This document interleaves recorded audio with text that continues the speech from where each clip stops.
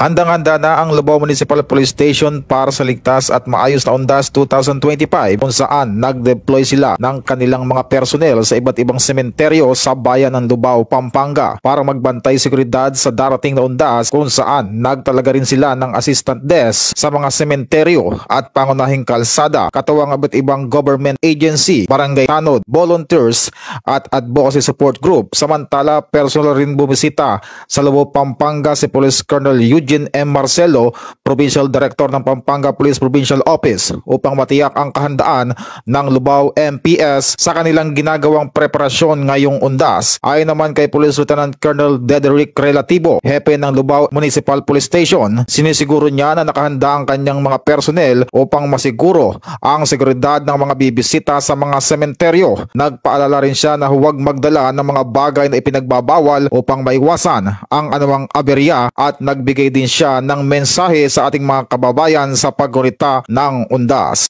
Nagkaroon po tayo ng deployment na total of 137. Kasama na po dyan yung ating mga 58 na ating mga advocacy groups.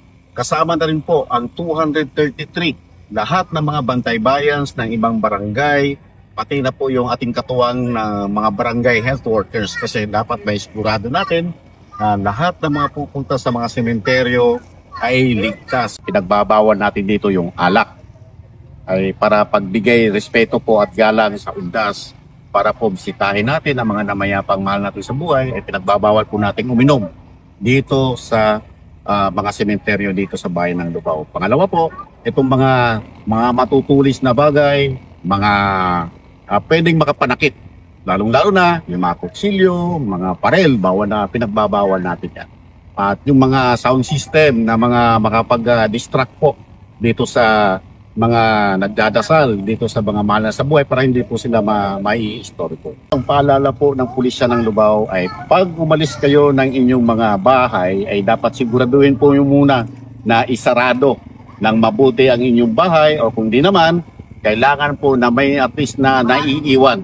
Hindi naman natin sinasabi na dito sa bayan lang ng Lubao, baka yung iba naman ng mga Lubenyo ay meron pong pupunta sa ibang mga bayan natin na nandun yung mga mahal sa buhay nila. Yung dapat po kung hindi po kaya na may iwan po sa bahay para magbantay, ay dapat po nakasarado ng maigi ang ating mga kabahayan, para po iwas na rin po dito sa mga akyat bahay at mga magnanakaw o mga masasamang loob. Patuloy ang Lubao Municipal Police Station na nakaalerto upang matiyak ang isang ligtas, matatag at maayos na paggunita ng Undas 2025.